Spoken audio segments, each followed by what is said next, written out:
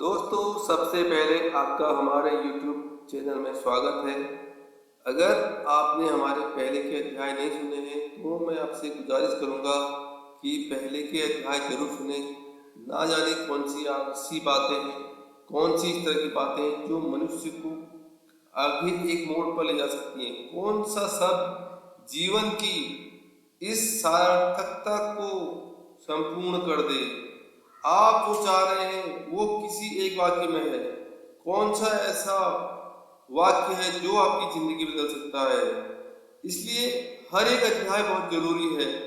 हर किसी में मोटिवेशन है, बट कभी कभी किसी वाक्य में ऐसा जादू होता है कि वो उसके लिए चमत्कार साबित होता है। तो दोस्तों, चलिए हम आज आपके लिए लाए हैं सफलता का रहस्य, जो कि सफलता की कुंजी से लिया गया है। मैं हमेशा आशा, उत्साह और प्रगति के साथ रहता हूँ। जब कभी मुझे दुश्चिंताएं घेरने लगती हैं तो मैं हमेशा सुखद कल्पनाएं करने लगता हूँ। असलियत में मेरी सफलता का रहस्य मेरा मानसिक नियंत्रण है। एक बार किसी ने अब्राहम लिंकन से एक सवाल किया कि आपकी सफलता का रहस्य क्या है। लिंकन का जवाब था, मैं अपने व्यक्तित्व को हमेशा प्रसन्न बनाए रखता हूँ। इसका आधार है मानसिक संतुलन। मैंने अपने मन को नियंत्रण में रखा है। मैं कभी भयानक विचारों को अपने पास भटकने नहीं देता। हमेशा आशा, उत्साह और प्रगति के साथ रहता हूँ। जब कभी दुश्चिंताएं घेरने लगती हैं तो मैं सुखद कल्पनाएं करने लगता हूँ। ऐसी कल्पनाएं करता हूँ कि मन में स्फूर्ति का संचार हो। मेरी सफलता का रहस्य मेरा मानसिक नियंत्रण है। लिंकन का यह जवाब न केवल लिंकन की सफलता का रहस्य बल्कि हर एक मनुष्य की कामयाबी इस पर निर्भर करती है। इस नियम या सिद्धांत को अपनाकर हर एक मनुष्य अपना जीवन सफल बना सकता है। वह अपना व्यक्तित्व निखार सकता है। विज्ञान इस बात को साबित कर चुका है कि मनुष्य का शरीर विभिन्न प्रयोगों से बना है। मुख्यतः स्नायु, मस्तिष्क, आमाशय, हृदय आदि महत्वपूर्ण शारीरिक अंगों की इकाइयां माने गए हैं। इन्हीं स्नायुओं की स्वस्थ प्रक्रिया शारीरिक प्रसन्नता पर निर्भर है। जब कभी मनुष्य बीमार पड़ता है तो निश्चित रूप से यह समझ लेना चाहिए कि हमारी स्नायु कोशों की प्रक्रिया में कहीं कुछ गड़बड़ी आ गई है। कुछ लोगों का यह विचार कि सोचने से केवल मस्तिष्क पर प्रभाव पड़ता है, एकदम गलत है। हमारी हर सोच, चिंतन और मन में उठने वाली हर एक लहर का प्रभाव हमारे शरीर के विभिन्न प्रकार के अंगों पर भी पड़ता है, क्योंकि सोच, चिंतन आदि का हमारी अन्य इंद्रियों से सीधा संबंध है। उनकी कार्य शक्ति और प्रणाली उन्हीं से बनी है। जब हम किसी बात का चिंतन करते हैं तो शरीर के सभी अंग किसी न किसी रूप में जरूर प्रभावित होते हैं, उनको पता चल जाता है। इसलिए सभी प्रकार के विचारों की शरीर के अंगों पर विभिन्न प्रकार की विशेष क्रियाएं होती हैं। इस कारण हम वैसा कर पाते हैं। कोई भी मनुष्य मामूली दशा में अपराध नहीं कर सकता है, पर जब उसमें अपने विचारों के कारण दूषण हो जाता है तो वह अपराध कर डालता है। विषाक्त रक्त विभिन्न तरह की वासनाओं को प्रोत्साहन देता है और मन अत्यंत कुत्सित विचारों से भर जाया करता है। तब इन्हीं की प्रेरणाओं से मनुष्य विभिन्न प्रकार के अपराधों में संलग्न हो जाता है। हमारे विचार समुद्र से उठने वाली लहरों के समान होते हैं और हमारे क्रियाकलाप इन तरंगों से बहते नालों के समान होते हैं। जब कभी भी विपरीत दिशाओं में बहने वाली तरंगें आपस में टकराती हैं तो भंवरों में फंस जाने के बाद नाव का डूबना अनिवार्य है। अच्छे विचारों में रहने से प्रतिष्ठा और सम्मान है, लेकिन गलत विचारों में रहने से कलंक लगते हैं। नैतिक और सामाजिक अपराधी के रूप में मनुष्य दूषित हो जाता है। इस प्रकार व्यक्ति का सर्वनाश भी निश्चित रहता है। हर हालत में कुविचारों को हमें रोकना चाहिए। अपने मन की प्रवृत्तियों पर विजय हासिल करने के बाद ही हम विचारों पर उचित नियंत्रण कर सकते हैं। नियंत्रित विचार जीवन को सुरक्षित और सुवासित बनाते हैं। जिस वक्त तार की खोज करने में वैज्ञानिक व्यस्त थे, उस वक्त उनके सामने विभिन्न दिशा में बहने वाली ध्वनि तरंगों को नियंत्रित करने की कठिनाई आ गई थी। इसी तरह की कठिनाई उन समस्त लोगों के सामने भी आती है जो अपनी चित्त प्रवृत्तियों का नियंत्रण कर चरित्र निर्माण करना चाहते हैं। चरित्र निर्माण तभी संभव है जब उन सभी मन प्रवृत्तियों को केंद्रित कर नियंत्रण में ले लिया जाए जो अपने दुष्प्रभाव से किसी भी व्यक्ति की प्रतिभा में बाधा डालती है। इस प्रकार की दुष्प्रवृत्तियां बड़ी सशक्त होती हैं। इनको परास्त किए बिना जीवन के किसी भी क्षेत्र में सफलता मिल पाना असंभव है। विचार नियंत्रण के द्वारा सफलता का मार्ग प्रशस्त हो जाता है। इसके लिए अपने मस्तिष्क को सशक्त बनाना पड़ता है ताकि इस प्रकार की दूषित विचारधाराओं को वह रोक सके। इस प्रकार अपना रास्ता सरल बनाया जा सकता है। सही वक्त पर उचित विचारों को मस्तिष्क के नियंत्रित करने से ही सफलता के द्वार खुलते हैं। एक बार किसी आदमी ने एक विद्वान से पूछा, समृद्धि का रहस्य क्या है? विद्वान का उत्तर बहुत छोटा तथा संतुष्ट कर देने वाला था। उसने 2 ही शब्दों में उत्तर दिया, समृद्ध विचार। कितना सरल उत्तर है। वास्तव में जिसके विचार समृद्ध होंगे उसका घर बाहर रहन सहन भी समृद्ध होगा। सच्चाई तो यह है कि किसी भी आदर्श को साकार रूप देने के लिए यह आवश्यक है कि इस आदर्श को व्यक्तित्व का हिस्सा बना लिया जाए। यदि आपका आदर्श आपके साथ रहेगा तो उससे बराबर आंतरिक प्रेरणा मिलती रहेगी। जिस प्रकार कुछ धार्मिक व्यक्ति अपने इष्ट देवता को याद करते हैं, उसकी मूर्ति घर में रखते हैं, स्मरण चिन्ह साथ रखते हैं, उसी तरह हमें अपने आदर्श को अपना इष्ट देवता मानकर लगातार याद रखना चाहिए। दूसरा, घर ध्यान करने से ताकत कमजोर पड़ जाती है। आलसी शीशे पर पड़ने वाली किरणें एक बिंदु पर एकत्रित होकर इतना प्रभावशाली हो जाती हैं कि उनमें अग्नि पैदा की जा सकती है, जबकि बिखरी हुई स्थिति में वह प्रभावशाली नहीं हो पाती है। लक्ष्य साधना के लिए एकांत चिंतन आवश्यक है। इधर उधर के गैर जरूरी कामों में लगकर हम अक्सर अपना कीमती वक्त और प्रतिभा नष्ट करते हैं। सफलता से ही समृद्धि आती है। कामयाबी के लिए जरूरी है कि हमारे मन में हमेशा लक्ष्य या ध्यान बना रहे, उसी ओर हम सतर्क और जागरूक रहकर निरंतर प्रयत्नशील रहें। कोई भी अवसर हमारे हाथ से व्यर्थ न जाने जाए। यह सृष्टि अनंत है, सृष्टि का विस्तार असीम है। यह सृष्टि किसी की व्यक्तिगत संपत्ति नहीं है, यह उनकी है जो कर्मठ है। आप अपनी कर्मठता के आधार पर इस सृष्टि से सब हासिल कर सकते हैं। कर्मठता के बल पर आप ऐसी कौन सी सफलता है जो हासिल नहीं कर सकते? कर्मठता के बल पर आप अपने आप को एक परम शक्ति से संबद्ध महसूस करने लगेंगे। अभाव आपको कभी भी निराशा के अंधेरे जाल में फंसने नहीं देगा। भारतीय संस्कृति का भी यही आधार है। वह भी व्यक्तिगत चेतना को विस्तार देने का विधान बतलाती है, पर ब्रह्म के साथ एकाकार का अनुभव कराती हुई स्फूर्तिदायक चेतना को ही सुख का आधार बतलाया गया है। दुख की उत्पत्ति इस चेतना के क्षीण होने पर बतलाई गई है। यह बात बहुत सीमा तक ठीक है। मनुष्य जब अपने कर्तव्य से हटने लगता है तो उसकी यही दिशा होती है। लाख प्रयास करने के बाद भी वह किसी प्रकार की सफलता हासिल नहीं कर सकता है। उसके लिए सफलता तब तक एक सपना बनकर रह जाती है। हर एक मनुष्य में क्षमता है और हर प्रकार की। अगर वह अपनी इस योग्य क्षमता का उपयोग न करे तो इसमें दोष किसका है? दुनिया का विधान कहता है, एक बार तुम अपने अंदर झांक कर तो देखो। ईश्वर ने तुमको सब कुछ दे रखा है, बस उसका उपयोग करो। वास्तविकता भी यही है। इसके बावजूद अगर हम जीवन में नाकाम रहते हैं तो इसमें हमारा अपना दोष है। आप दूसरों को या भाग्य को दोष नहीं दे सकते हैं। कई बार हम हाथ पर हाथ रखकर बैठ जाते हैं और हमारी समझ में नहीं आता कि हम क्या करें। उस समय हमें और सावधानी से काम लेना चाहिए। सफलता हासिल करने के लिए जिस कठोर परिश्रम और लगन की जरूरत पड़ती है उसकी हमारे अंदर कमी नहीं होनी चाहिए। इस सृष्टि में सब कुछ है। इच्छित लक्ष्य की ओर हमें बढ़ना जरूर है। मानवीय जरूरतों की पूर्ति के लिए समस्त चीजें पृथ्वी पर उपलब्ध हैं। अब यदि कोई उस संपत्ति का उपयोग न करे तो इसमें किसका दोष? यदि कोई उसे ग्रहण करने में आनाकानी करे या आलस्य करे तो क्या कहा जा सकता है? कहावत है, आप घोड़े को पानी तक तो ले जा सकते हैं, पर अगर घोड़ा उसे न पीना चाहे तो क्या करेंगे आप? ठीक इसी घोड़े की तरह बहुत हैं। अपने आलस्य, अपनी अकर्मण्यता, लापरवाही के कारण हम इस प्रकार आगे नहीं बढ़ पाते हैं जैसा कि हमको करना चाहिए। सृष्टि का निर्माण आनंद के लिए किया गया है।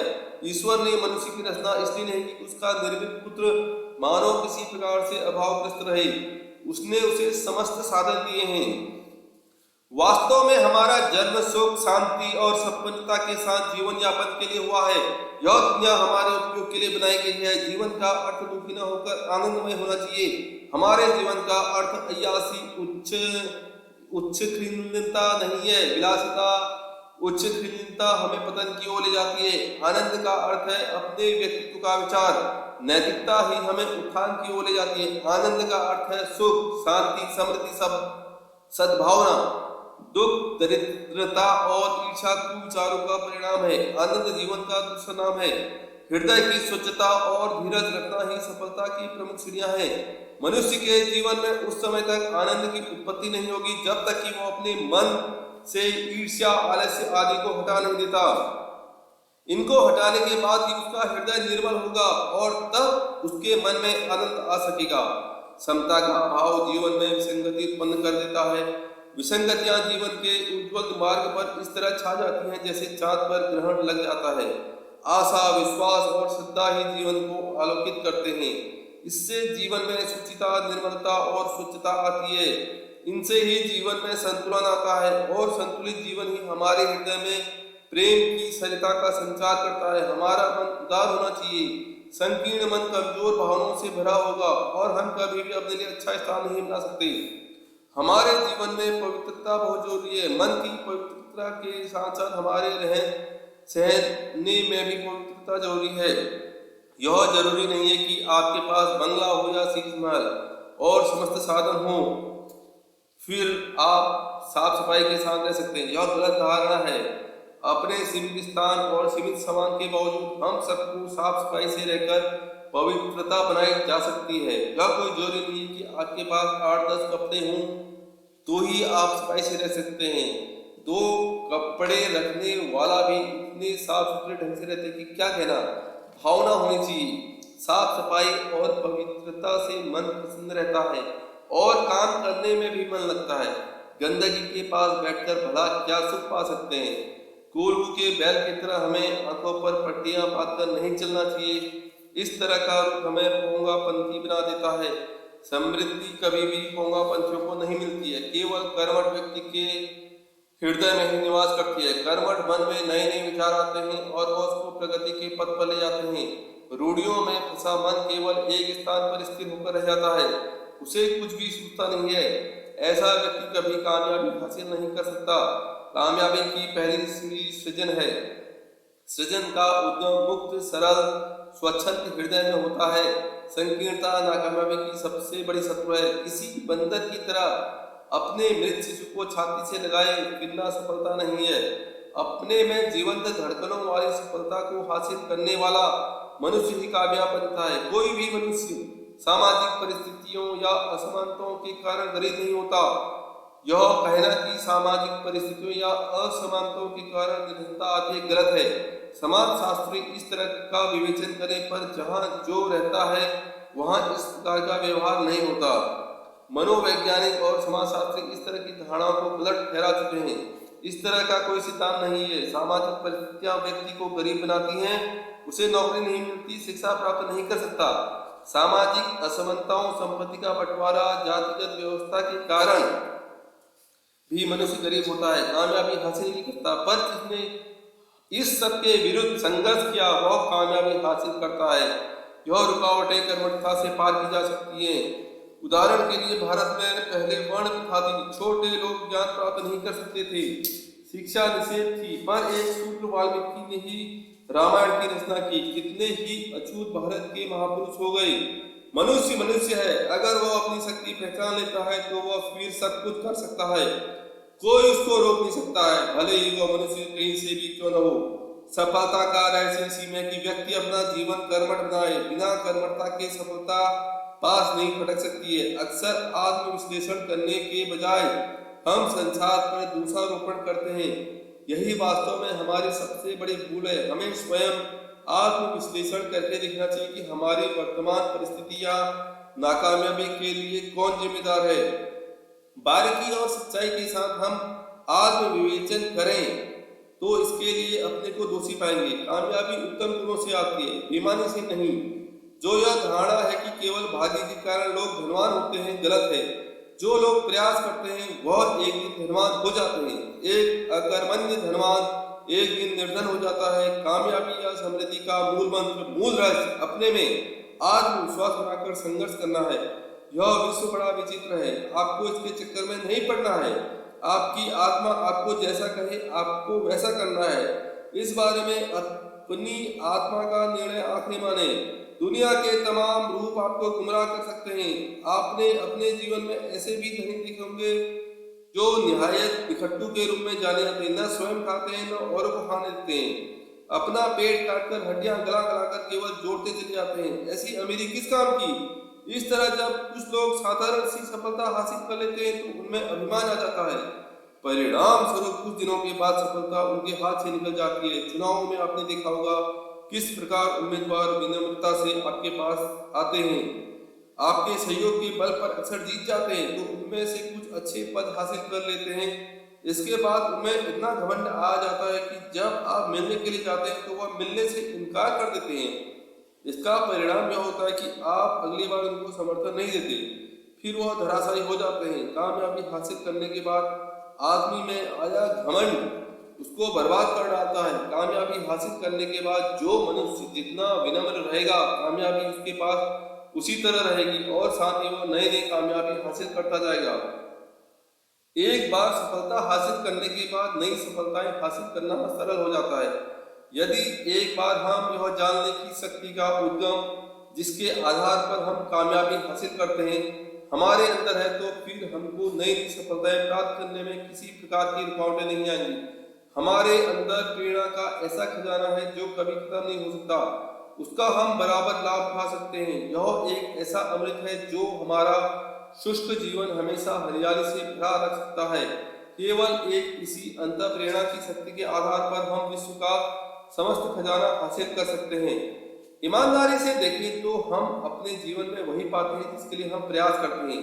आपको अपना जीवन यापन करने के लिए धन की जरूरत होती है। इसके लिए आप नौकरी, व्यापार आदि विभिन्न तरह के काम करते हैं। इस प्रकार आपको धन प्राप्त होता है। इस तरह जब आप कामयाबी के लिए प्रयास करेंगे तो आपको सफलता मिलेगी। निरंतर प्रयास ही आपको मंजिल पर ले जाएंगे। जरूरत केवल उचित तरीके से सोचने, विचारने और काम करने की है। अक्सर ऐसा होता है कि हम सोचते कुछ हैं और करते कुछ और है। हम जैसा सोचते हैं वैसा करते नहीं है, उस पर अमल नहीं करते। इस कारण हमारा व्यवहार हमें सफलता से दूर ले जाता है। अपने व्यक्तित्व का निर्माण करना हमारे हाथ में है। जैसा आप व्यवहार करेंगे वैसा आपका व्यक्तित्व बनेगा। अपने आप को हीन भावनाओं से युक्त न करें।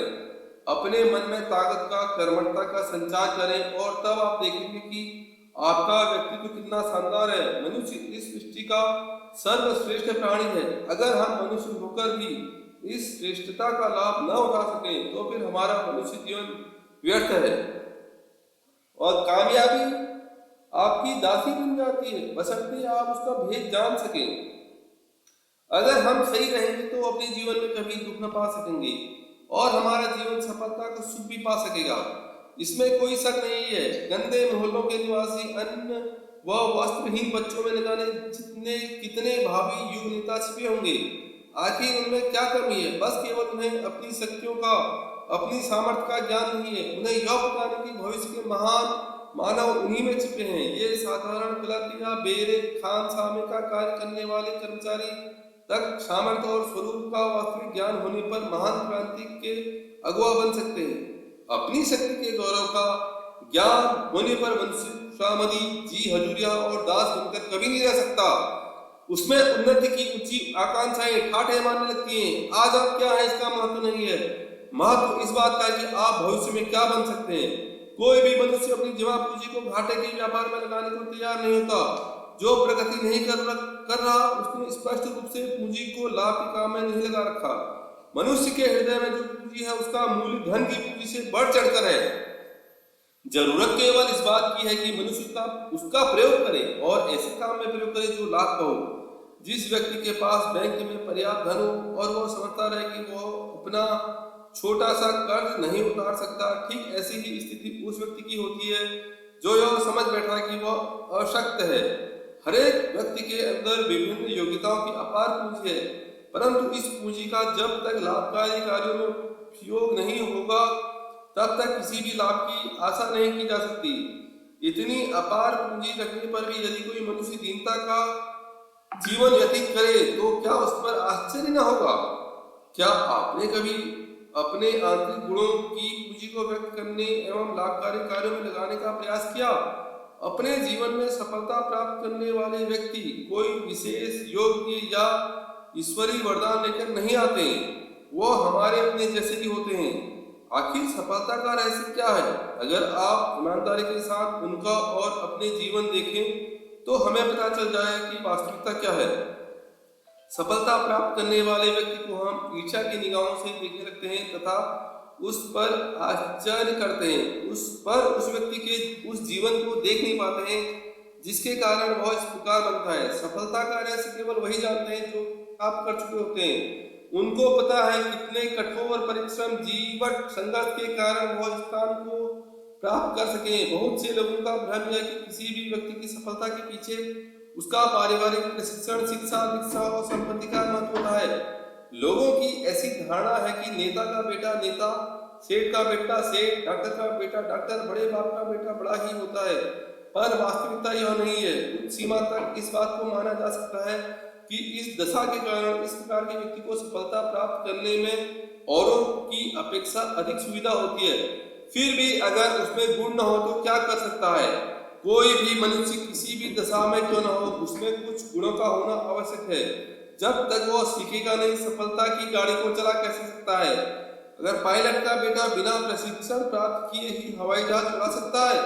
कामयाबी हासिल करने के लिए सबसे बड़ा योगदान मन का रहता है। जब तक आपका मन ही संकल्प न लेगा तब तक आप क्या कर सकते हैं? मन के मजबूत संकल्प को बनाने के साथ आपको अपने मन में सदा सुविचार बनाए रखने होंगे। सुविचार ही आपका स्वास्थ्य और व्यक्तित्व बनाए रख सकते हैं। कुछ दिनों के लिए आप ऐसा करके देख लें। सुविचारों पर अगर पूरी शक्ति से नियंत्रण पा ले तो आप देखेंगे कि कुछ ही समय में आपका स्वास्थ्य, आपका व्यक्तित्व चमक उठेगा। इस रूप को जब आप ग्रहण करेंगे तो स्वयं आपको इसका महत्व ज्ञान हो जाएगा।